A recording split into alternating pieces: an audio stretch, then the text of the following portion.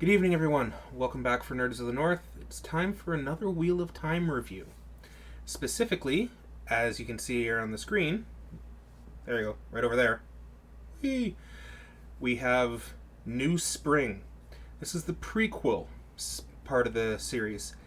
I think I have it placed about in the right time frame where it came out. I believe this came out before Crossroads of Twilight, so this is where I'd like to cover it right now. Now, New Spring. Very interesting, this book. It's something that if you were to start reading The Wheel of Time, I would not recommend starting with New Spring. Wait until after Winter's Heart before you start New Spring. Entirely because New Spring gives away far too much history and in-depth look into Moraine, Lan, and even Siuan to a point. We also learn a little bit more about Siuan. And there's a lot of characters' names that get mentioned in New Spring that some of them are about to come up in the storyline, in the main arc of the books. Some of them already have come up.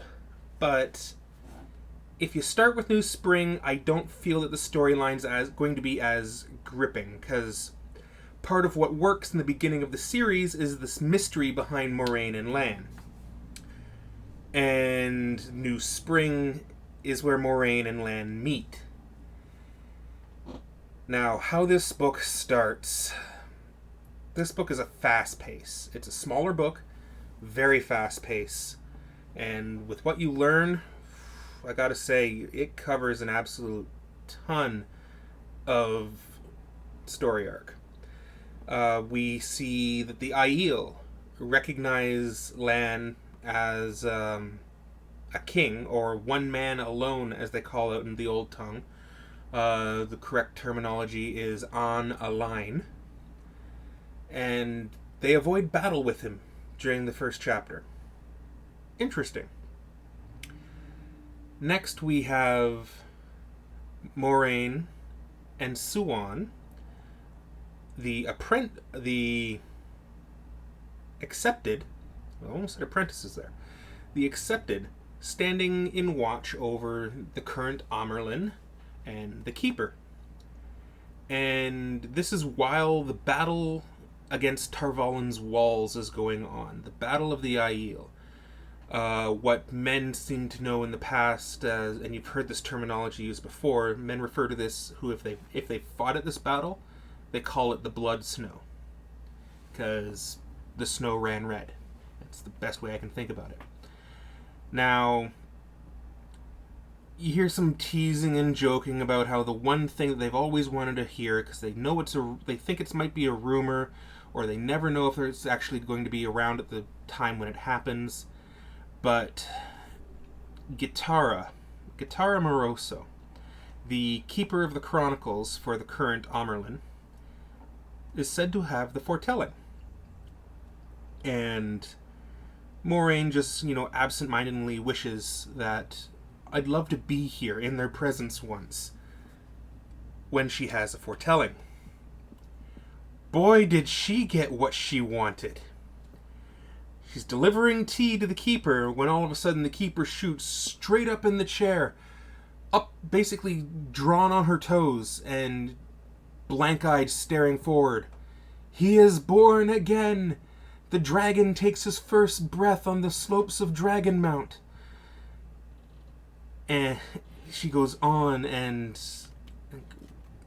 light help us, light save us all. He is born again. He burns like the sun. He lays in the cold screaming. And then she drops dead. So the only people who have heard the prophecy that the dragon reborn has been born into the age is the Amyrlin, Tamara, and two accepted, Siuan Sanche and Moraine Damodred. Yeah, you see how the entire story arc started for those two? It's pretty easy to follow. We then have Moraine and Siuan going through with their test to become Aes Sedai. And that's actually, believe that's the first time we see the testing for Aes Sedai. I know we see Nynaeve getting tested to be Aes Sedai, but I don't think that happens until Gathering Storm, because they need the ter'angreal, and stuff needs to actually happen in the Gathering Storm. It's probably Towers of Midnight where that happens. In any case, Nynaeve needs to become full truly Aes Sedai. That's where we see we see a second version of the testing. New Spring is where we see the first version of the testing. And we have when Elida is involved, it's an interesting testing. We'll just leave it at that.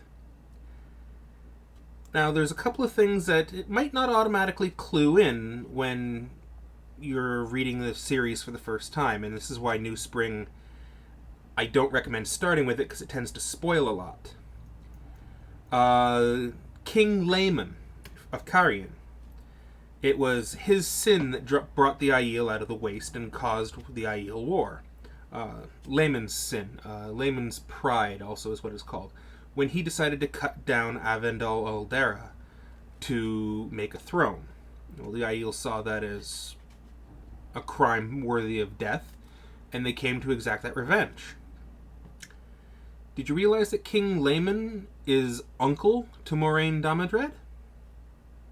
Did you realize that Moraine Damadred, when her uncle died, also the rest of her remaining family perished?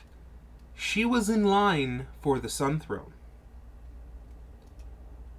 That would have been a very interesting thing, but we see Moraine fighting desperately to no longer be a part of that. We also see Siuan becoming I'd hesitate to say apprenticed to the head of the Blue Aja's eyes and ears. So she knows, that's where she starts getting to know all her information. It's interesting. Like, there's struggles in the tower.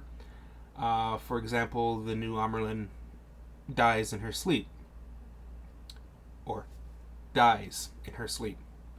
I don't trust any death in the White Tower when the Black Aja exists. That's impossible. And while the new Amyrlin has agreed, yes, Moraine, you don't have to worry about dealing with this bounty that the Tamara had set up as a method to try and track down all the women who had born children within 10 days of the end of the war, trying to find the dragon. You don't have to deal with that, but I forbid you from leaving Tar Valon, because the Aes Sedai plan on putting Moraine Damadred on the throne, to have an Aes Sedai as queen. She doesn't want any part of this. So, in fitting fashion for Moraine, she breaks the word of the Amyrlin, and she abandons the city. With an assassin on her tail, apparently. We then we meet up with Lan Mandragoran and his armsman Bukama as they are heading to the Borderlands. They haven't quite made it to... No, this is before they go to Chachin. So, they're on their way to the Borderlands. They come across another member by the name of Rhine.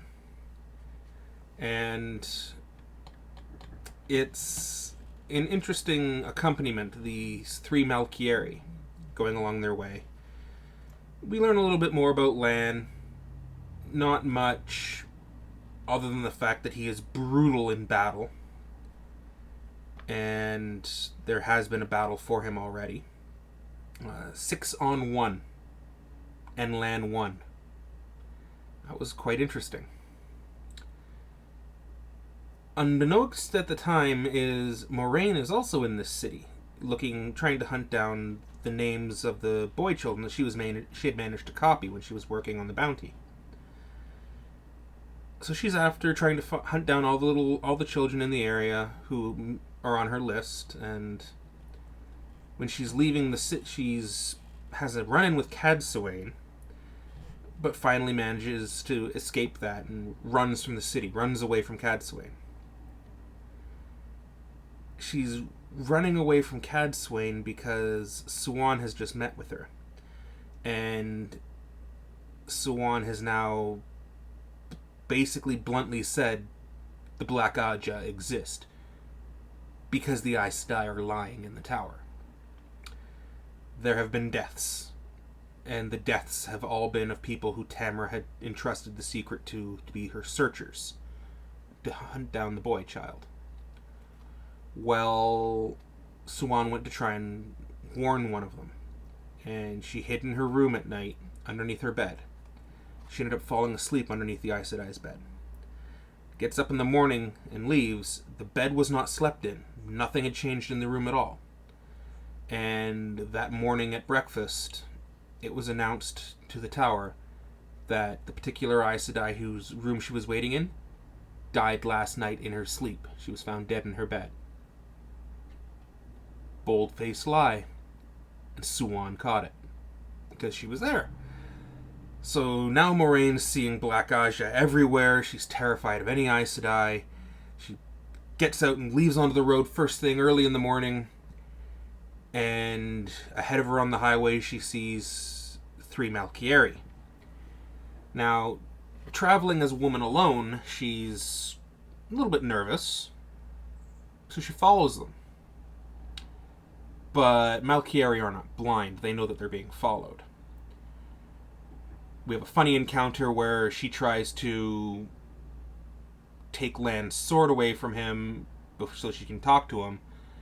And then Lan grabs her before the sword even reaches her hand, or as the sword reaches her hand, I should say, and throws her into the river. Pond.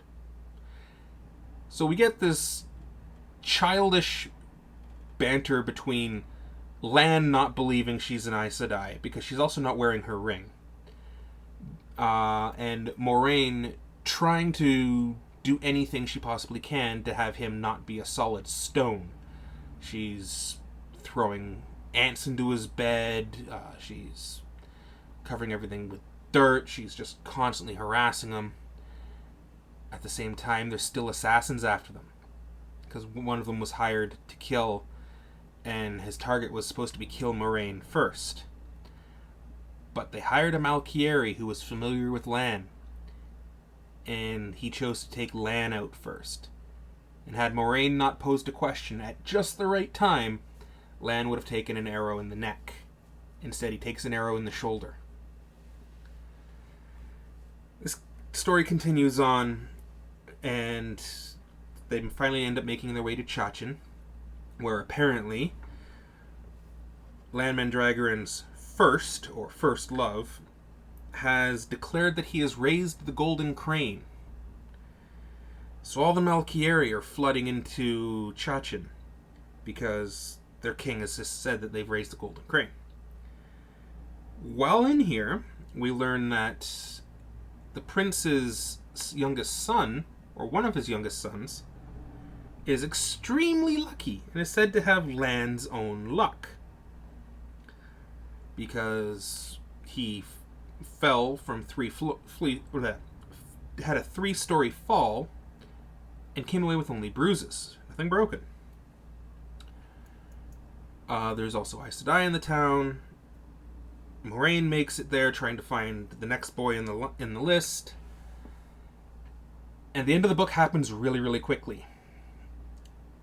Moraine finds out that Lan is there, tries to get Lan to help her with the task, mainly following in this one Aes Sedai for information. Lan refuses to help her because the Aes Sedai failed Malkir, as far as Lan knows. Because when Malkir called for aid, the Borderlands sent help. Arafel sent help. All the nations sent help. Tar Valon sent help. But they never let that be known. So the Malkieri have always known that Tar Valon has failed them. When in fact it's an utter secret taught to novices, taught to accept it, that you never mention this to anyone. tower has numerous secrets. The Aes Sedai did ride to save Malkier. Over 100 of them were sent.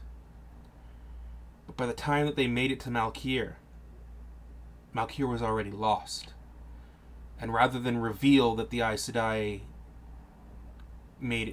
arrived there too late and could not do anything, the Aes Sedai just fostered the myth that, no, we did not send help. Moraine tells Lan this. It's the only way that Lan will actually trust her. So he has his armsman Bukama looking after Moraine's task. Now, Bukama is one of the remaining men who carried the infant Alan Mandragoran out of dying Malkier. He's the one that taught him everything that he knows. The reason Lan is alive today is Bukama. And then we find out that after something tried to throw Lan down the stairs, and Lan's convinced it was an Aes Sedai because his feet were pulled out from under him as his back was pushed, that an Aes Sedai tried to kill him, and he tumbles down the stairs and survives with just battered bruises. It's at this point that he learns that Bukama has been killed in the courtyard. Bukama, as Lan says, can sense steel being drawn near him. So whoever got close enough to Bukama to stab him in the back with a dagger, Bukama had to have trusted. And Lan goes and he tells Moraine this. Moraine and him immediately take off trying to find the prince, because the prince was last seen with the lucky little boy, and Moraine puts together Lan's luck and the boy's luck, and we have to warn them because something's going on here. And they find the boy on the battlements in the prince's private walks, being held in the air, motionless, as his father is as well, by an Aes Sedai. And the Aes Sedai is just, nope, enough of this, and reaches over, just kind of does a peremptory wave. The boy drifts out over the 5-story drop to the stone courtyard, and she lets him fall. Then she picks up to do the exact same thing to the father. It's at this point that Moraine and Lan join the fight. Moraine is trying to fight the Aes Sedai as best she can, but this Aes Sedai is stronger, is more powerful. Moraine cannot shield her. They're severing the weaves back and forth as fast as they can. Lan's engaging in a fight with Ryan, the third Malkieri that they traveled with, the dark friend Malkieri. And as they're dueling off on the side, Moraine's having her own private duel with this Aes Sedai, until she tries to do too much. She tries to split her flows a little too much, put a little bit less power into one, and the Aes Sedai clubs her in the back of the head with a flow of air, knocking Saidar away from her. She drops to the floor, extremely dizzy. At this point, the prince is killed. And as the daughter is screaming, trying to find out what was going on, trying to find out why the Aes Sedai was doing this, the Aes Sedai has her hovering in the air just over the edge of the balcony. Moraine manages to fight herself to her feet. She's shielded, but the Aes Sedai makes a crucial mistake.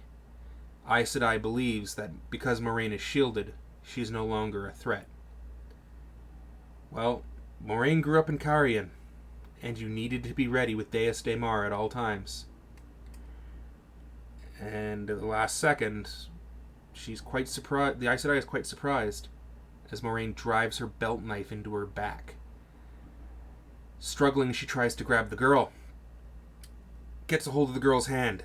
They both fall together over the lip. Moraine's laying on the edge of the lip. She can't pull the girl up because she's about to fall. If she does so, she's going to fall. And she's doing her best. She's holding on, but the hand that she's got the girl's grip in is the hand that's wet with blood from the dagger that she just stabbed the woman with. and unfortunately she loses her grip and the girl falls away.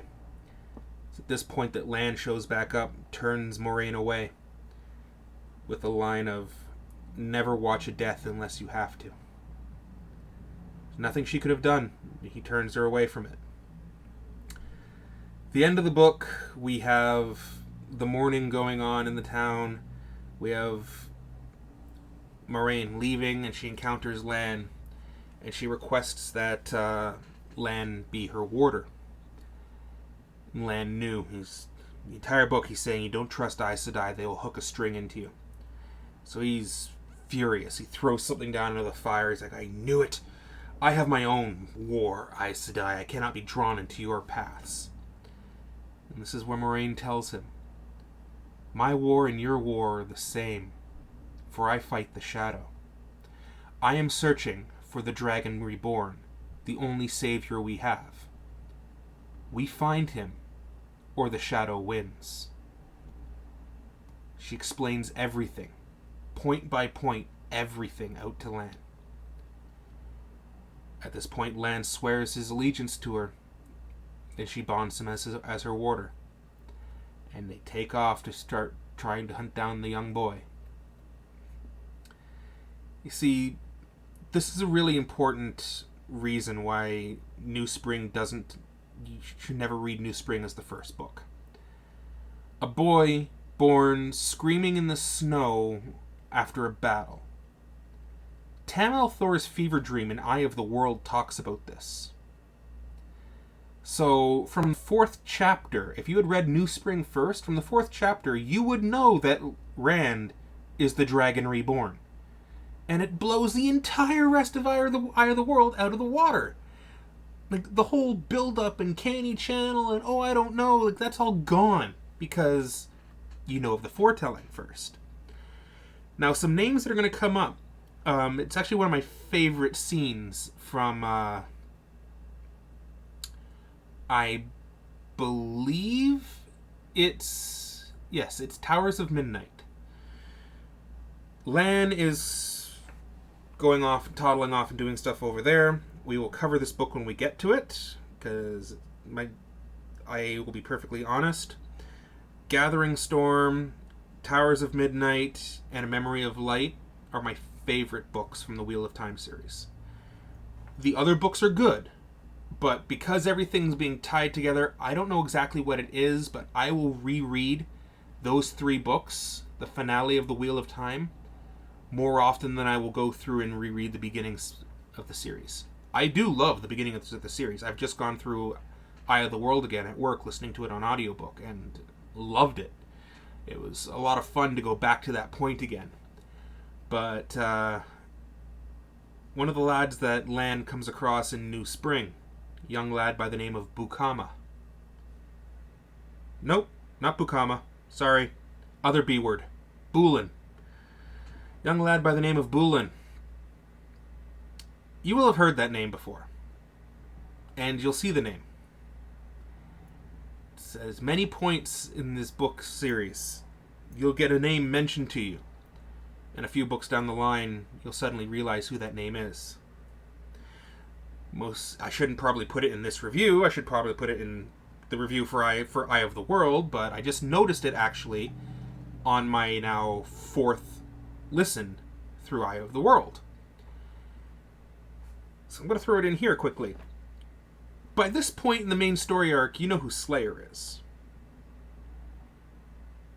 Do you really understand that you've known who Slayer is since Eye of the World? We'll talk about that part next when I cover Crossroads of Twilight. Take care, everyone. Next review's coming out soon.